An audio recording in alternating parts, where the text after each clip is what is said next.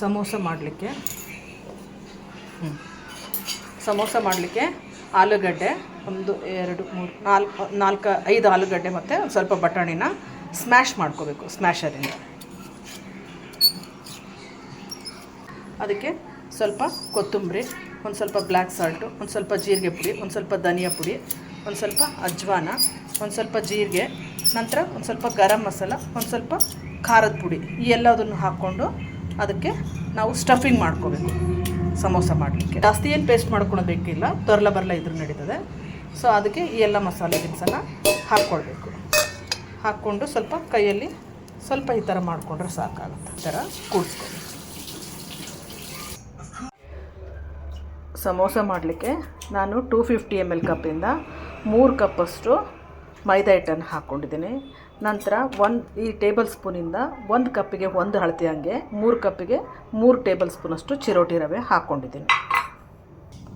1/4 tea ಸ್ಪೂನಷ್ಟು ಕಲ್ಲಂಜಿ ಹಾಕ್ಕೊಳ್ಬೇಕು.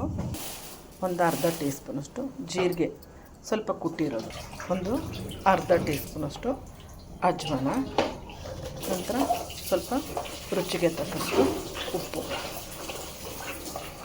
थोड़ा पानी डालना.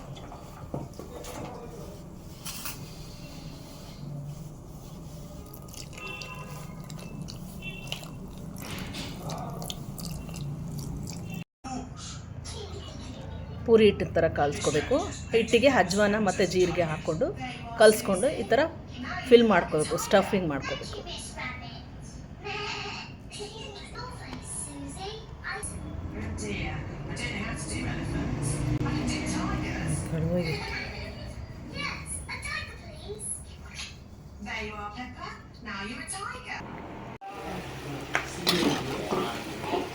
ಸಮೋಸ ಫಿಲ್ ಮಾಡಿ ಫ್ರೈ ಮಾಡ್ತಾರೆ.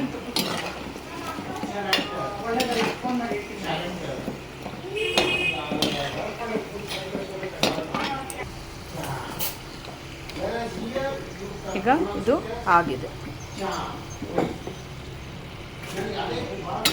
ಈಗ ಸಮೋಸ ರೆಡಿ ಆಗಿದೆ. ಪುದೀನ ಚಟ್ನಿ ಮತ್ತು ಟೊಮೊಟೊ ಕೆಚಪ್ ಜೊತೆಗೆ ಸೇವಿಸಲಿಕ್ಕೆ ಟೇಸ್ಟಿಯಾಗಿರುತ್ತೆ. ನೀವು ಮನೆಯಲ್ಲಿ ಒಮ್ಮೆ ಈ ಥರ ಸಮೋಸವನ್ನು ಮಾಡಿ ಟೇಸ್ಟ್ ಮಾಡಿ ನೋಡಿ, ಲೈಕ್ ಮಾಡಿ, ಶೇರ್ ಮಾಡಿ. Bye bye. Thank you.